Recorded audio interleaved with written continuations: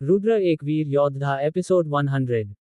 जब शिवांगी ने रुद्र के हाथ की तरफ देखा तब उसने देखा कि रुद्र के हाथ में भी बिल्कुल उसी तरह का ही एक 5 फनों वाला नाग का चिन्ह बना हुआ था और हैरानी की बात यह थी कि वह चिन्ह भी अब चमक रहा था। इसे देखकर शिवांगी का चेहरा अजीब सा हो गया। उसको खुशी भी हो रही थी और रुद्र के लिए चिंता भी। खुशी इस बात की कि शिवांगी को पता चल गया था कि उसका होने वाला जीवन साथी रुद्र ही होगा, और चिंता इस बात की कि रुद्र की हालत बहुत ही ज्यादा खराब थी। शिवांगी अभी रुद्र को अच्छी तरह से देख ही रही थी कि तभी शिवांगी के हाथ में जो 5 फनों वाला नाग का चिन्ह था वह धीरे धीरे हिलने लगा। साथ ही रुद्र के हाथ में भी जो चिन्ह था वह भी हिलने लगा। इसके तुरंत बाद वहां पर एक धीमी मगर स्पष्ट फुंफकार की आवाज शिवांगी को सुनाई दी, जिसके बाद उसके शरीर में से धीरे धीरे लाल रंग की ऊर्जा बाहर निकलने लगी। इसे देखकर शिवांगी और भी ज्यादा हैरान हो गई। अब तो उसे रुद्र के साथ साथ अपनी भी चिंता होने लगी थी। इसी के साथ शिवांगी ने एक भ्रमित भाव के साथ अपने आप से ही बोली, यह आखिर हो क्या रहा है मेरे साथ? मेरे अंदर से ऐसी ऊर्जा क्यों निकल रही है? और यह चिन्ह, इस चिन्ह को क्या हुआ? ये सब देखकर तीनों भी हैरान रह गए, खासकर संगीता, क्योंकि उसने शिवांगी के हाथ में वह चिन्ह देखा था, लेकिन जब संगीता ने रुद्र के हाथ में भी वही चिन्ह देखा तो उसको जैसे कुछ समझ में आया हो। इसी के साथ उसने मन ही मन कहा, ये चिन्ह तो शिवांगी के हाथ में भी है। कहीं इन दोनों का इस चिन्ह से कोई संबंध तो नहीं है। इधर ध्रुव और साकेत को तो कुछ समझ में ही नहीं आ रहा था। वह ये समझ नहीं पा रहे थे कि शिवांगी और रुद्र को आखिर हो क्या रहा है। ध्रुव ने अपने आप से बोला, ये राजकुमारी को क्या हो रहा है? कहीं ये कहकर उसकी आंखें चिंताग्रस्त हो गईं। दरअसल ध्रुव को ऐसा लग रहा था कि शिवांगी के चारों तरफ जो ऊर्जा है वह रुद्र को कोई खतरा न पहुंचाए। इसी ख्याल के साथ ध्रुव शिवांगी के पास चला गया और उसे रुद्र से अलग करने ही वाला था कि तभी उसने देखा कि शिवांगी के चारों तरफ जो लाल रंग की ऊर्जा निकल रही थी वह शिवांगी के हाथ से होते हुए रुद्र के शरीर में जाने लगी। जैसे ही संगीता ने ये देखा और देखा कि ध्रुव उन दोनों को अलग करने जा रहा है तो उसने उसे जोर से पकड़ लिया और उसको अपनी जगह पर ही रोक दिया। जैसे ही ध्रुव ने अपने हाथ के ऊपर किसी का हाथ महसूस किया तो वह पीछे मुड़ा और हैरानी के साथ संगीता की तरफ देखने लगा। उसकी हैरानी भरी नज़रों को अपनी तरफ होता हुआ देखकर संगीता ने उसे देखकर आंखों ही आंखों में उसको आश्वासन दिया और उसे वहां न जाने को कहा। ये देखकर ध्रुव भ्रमित हो गया, लेकिन फिर भी उसने संगीता की बात मान ली और शिवांगी और रुद्र की तरफ ध्यान से देखने लगा। इधर शिवांगी को कुछ भी समझ में नहीं आ रहा था, लेकिन शिवांगी ने महसूस किया कि उसकी आत्मीय ऊर्जा बहुत ही तेजी से कम हो रही है। यह महसूस करके शिवांगी परेशान हो गई, लेकिन जैसे ही शिवांगी रुद्र की तरफ देखती है तो उसकी आंखें हैरानी से चौड़ी हो गई। शिवांगी ने देखा कि रुद्र का चेहरा धीरे धीरे लाल होने लगा था। इसे देखते ही शिवांगी को जैसे कुछ समझ में आया हो और फिर उसके चेहरे पर एक बड़ी सी मुस्कान आ गई। इसी के साथ ही रुद्र के शरीर में शिवांगी के शरीर से वह ऊर्जा बहता रहा।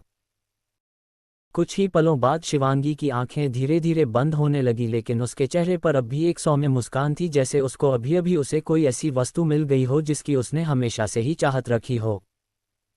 इसी के साथ धीरे धीरे शिवांगी का शरीर मूर्छित होने लगा और कुछ ही पलों में शिवांगी बेहोश हो गई और नीचे गिरने लगी। जैसे ही यह हुआ, संगीता, ध्रुव और साकेत तीनों शिवांगी को देखकर चिंतित हो गए। उनके चेहरे पर डर साफ नजर आया। इसी के साथ सभी ने एक साथ चिंतित स्वर में चिल्लाया, राजकुमारी! और फिर सभी उसके पास पहुंच गए। फिर संगीता ने शिवांगी को अपने हाथों से पकड़ लिया और उसे गिरने से रोक लिया। शिवांगी के बेहोश होते ही उसके शरीर से जो आत्मीय ऊर्जा निकल रही थी वह धीरे धीरे समाप्त हो गई और फिर शिवांगी का हाथ भी रुद्र के हाथ से छूट गया। संगीता ने चिंतित होकर शिवांगी के गाल पर थपथपाते हुए उसे उठाने की कोशिश करते हुए बोली, शिवांगी, राजकुमारी शिवांगी, क्या आप ठीक हैं? क्या हुआ आपको? ये सब देखकर ध्रुव और साकेत भी चिंतित लग रहे थे। तभी ध्रुव की नज़र रुद्र की तरफ गई जो अभी भी बेहोश था। लेकिन जैसे ही ध्रुव ने रुद्र को देखा उसकी आंखें हैरानी में चौड़ी हो गईं। इधर दूसरी तरफ अभी तक संगीता शिवांगी को उठाने की कोशिश कर ही रही थी कि तभी उसके कंधे पर किसी ने हाथ रखकर उसे थाम लिया। जब संगीता ने उस हाथ की तरफ देखा तो वह हाथ किसी और का नहीं, ध्रुव का था। लेकिन ध्रुव उसकी तरफ नहीं देख रहा था बल्कि रुद्र की तरफ देख रहा था। जब संगीता ने ध्रुव की नज़रों का पीछा करते हुए रुद्र की तरफ देखा तो वह भी हैरान हो गई। दोनों को रुद्र की तरफ देखते हुए देखकर साकेत ने भी उस तरफ देखा, जिसे देखकर वह भी हैरान रह गया। दरअसल उन्होंने देखा रुद्र के दोनों हाथों में दो चिन्ह थे। एक हाथ में एक पंचमुखी नाग का चिन्ह था, दूसरे हाथ में एक ऐसा चिन्ह था जिसको वह समझ नहीं पाए। ये लगभग एक घड़ी के जैसा ही दिख रहा था। ये चिन्ह कोई और नहीं समय का चिन्ह था जो लाल रंग से चमक रहा था और फिर वातावरण से धीरे धीरे ऊर्जा इकट्ठा करते हुए रुद्र के शरीर में भेज रहा था। इसी के साथ ही रुद्र का चेहरा धीरे धीरे सामान्य होता जा रहा था। जब उन तीनों ने देखा कि रुद्र का चेहरा अब पहले से बेहतर लग रहा था और तो और उसके चेहरे का तेज भी धीरे धीरे ठीक हो रहा है, इसे देखकर सभी हैरान रह गए। सभी ने हैरान होकर मन ही मन सोचा, यह आज हो क्या रहा है? रुद्र भाई इतनी जल्दी ठीक कैसे हो रहे हैं और राजकुमारी को क्या हुआ, वह अभी बेहोश कैसे हो गई? उनके मन में इस तरह के सवाल चल रहे थे, लेकिन उन सब का जवाब उनके पास कुछ भी नहीं था तो सिर्फ अंदाजा, लेकिन उनको भी इस पर यकीन नहीं हो पा रहा था। कुछ घंटे बाद एक पत्थर पर एक लड़का बेहोश हालत में पड़ा हुआ था। उसके चेहरे पर एक दर्द का भाव साफ दिख रहा था। उसकी एक कलाई पर नाग का चिन्ह बना हुआ था। ये लड़का कोई और नहीं रुद्र था। तभी धीरे धीरे रुद्र की आंखें खुलने लगी और वह धीरे धीरे अपनी आंखें खोलकर अपने चारों तरफ देखा। इसके तुरंत बाद उसके सर में जैसे थोड़ा दर्द हुआ हो, इसी के साथ उसने अपने हाथों से अपने सर को पकड़ लिया और फिर वह अपने चारों तरफ देखने लगा। उसने देखा कि उसके पास ही एक और लड़का वहीं जमीन पर ही बैठे बैठे सो गया था। इसे देखकर रुद्र ने हल्की परेशानी के साथ बोला, ध्रुव। रुद्र के इतना कहते ही उस लड़के यानी कि ध्रुव ने अपनी आंखें झट से खोली और रुद्र की तरफ देखकर हैरान रह गया।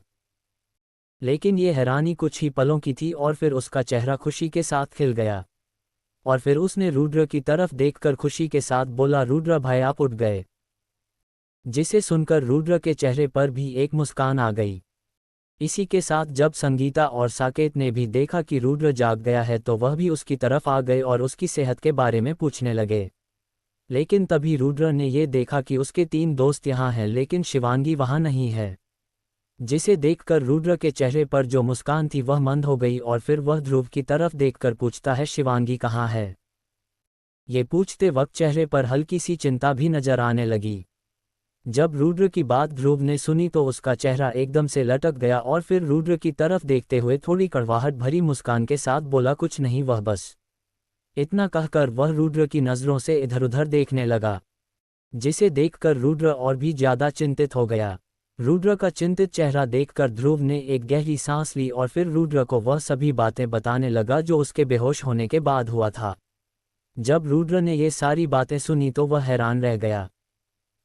इसके बाद उसने अपने हाथ की तरफ देखा, यहाँ पर वह नाग का चिन्ह अब चमक नहीं रहा था। ध्रुव की बात सुनकर रुद्र कुछ सोचने लगा, तभी उसको कुछ समझ में आया। इसी के साथ वह ध्रुव की तरफ देखकर बोला, अब शिवांगी कहाँ है? ये सुनकर ध्रुव ने अपना सर हिलाते हुए रुद्र को शिवांगी के पास ले गया।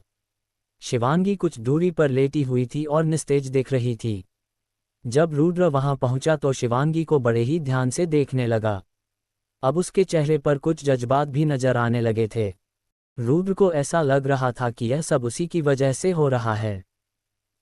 दरअसल जब रुद्र ने उस चिन्ह को दिखाया तो उसने उस चिन्ह के बारे में अपने पूर्वजों की यादों से कुछ जानने की कोशिश की। तब उसको पता चला कि यह चिन्ह रुद्र के वंश के प्रथम सम्राट प्रद्युम्न का चिन्ह है। ये चिन्ह बहुत ही ज्यादा रहस्यमयी चिन्ह है जो सम्राट प्रद्युम्न ने अपनी अद्वितीय ऊर्जा के साथ बनाया था। इसके अलावा उसके किसी भी पूर्वज को इस चिन्ह के बारे में ज्यादा कुछ नहीं पता था। ये चिन्ह सिर्फ सम्राट को ही पता था और इसके बारे में किसी और को कोई जानकारी नहीं थी। रुद्र इस चिन्ह के बारे में बस इतना ही जानता था कि यह चिन्ह जैसे जिसके पास भी होगा वे सब आपस में किसी न किसी तरीके से जन्मों से जुड़े हुए रहेंगे। और इस चिन्ह के साथ एक भविष्यवाणी भी जुड़ी हुई थी जो उसे पता चली।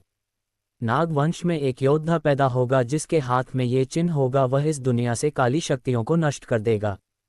इसमें उसका साथ देने के लिए उसके 4 साथी भी होंगे जिनके पास वही चिन्ह होगा। लेकिन रुद्र को इस भविष्यवाणी पर बिल्कुल भी भरोसा नहीं हो रहा था। इस भविष्यवाणी के अनुसार रुद्र ही वह योद्धा है जिसके बारे में उस भविष्यवाणी में कहा गया है।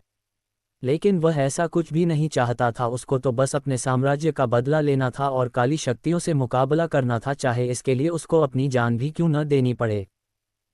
लेकिन अगर भविष्यवाणी सच है तो जब रुद्र ने ध्रुव की सारी बातें सुनी तो इसे ये समझ में आ गया कि शिवांगी भी उसके साथियों में से एक हो सकती है, और उसे इस चिन्ह का एक और कार्य समझ में आ गया। दरअसल जब रुद्र घायल हो गया था उस हमले में तो उसकी आत्मशक्ति बहुत ही ज़्यादा कम हो गई थी। इसकी वजह से रुद्र का शरीर अपने आप को ठीक नहीं कर पा रहा था। तभी जब शिवांगी ने रुद्र के हाथ को पकड़ा तो शिवांगी के शरीर में जो आत्मीय ऊर्जा थी उसका आधा भाग रुद्र के शरीर में चला गया।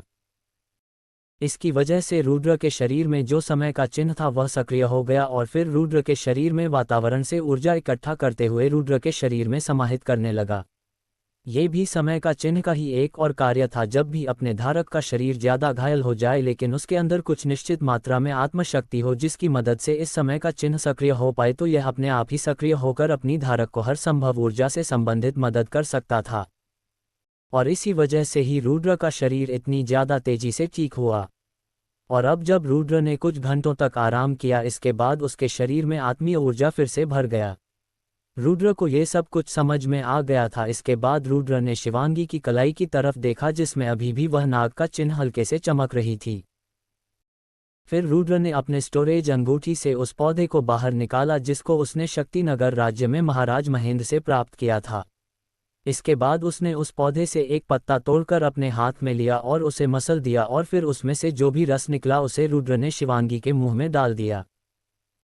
इधर बाकी तीनों रुद्र को ये सब करता हुआ देखकर हैरान थे, लेकिन ध्रुव को ये देखकर कोई भी हैरानी नहीं हुई क्योंकि उसने पहले ही देख लिया था कि रुद्र की वैद्य कला कितने उच्च हैं। इसे देखकर संगीता ने हैरानी के साथ पूछा, रुद्र क्या तुम एक वैद्य भी हो? ये सुनकर रुद्र ने उनका कोई भी उत्तर नहीं दिया, बस सिर्फ मुस्कुरा दिया। सभी को हैरान देखकर ध्रुव ने उनको शांत करते हुए बोला, अरे हैरान मत हो, रुद्र भाई का वैद्य कला बहुत ही उच्च स्तर का है और यह राजकुमारी को जरूर ही बचा लेंगे। इधर जब उस पत्ते का रस शिवांगी के मुंह में गया तो धीरे धीरे शिवांगी के शरीर में सुनहरी आभा निकलने लगी और फिर शिवांगी का चेहरे का तेज फिर से लौट आया। ये देखकर रुद्र ने एक गहरी सांस ली और अपने दोस्तों की तरफ देखकर मुस्कुराते हुए बोला, अब ठीक है, चिंता करने की कोई बात नहीं है, राजकुमारी शिवांगी कुछ घंटों के बाद ठीक हो जाएगी। रुद्र की बात सुनकर सभी ने एक गहरी सांस ली। उनके चेहरे पर पहले जो चिंता का भाव था वह अब खत्म हो गया था, लेकिन अभी नहीं, और सभी के मन में बहुत से ऐसे सवाल चल रहे थे जिनका वह जवाब रुद्र से जानना चाहते थे। इन सभी में उन सभी के पास एक ऐसा प्रश्न भी था जो सभी जानना चाहते थे। इसके बाद संगीता ने एक गहरी सांस ली और फिर रुद्र की तरफ देखकर एक गंभीर स्वर में बोली, रुद्र क्या तुम हमें अपने हाथ में जो पंचमुखी नाग का चिन्ह है इसके बारे में कुछ बता सकते हो? क्या रुद्र बताएगा अपने दोस्तों को उस नाग के चिन्ह के बारे में क्या होगा आगे?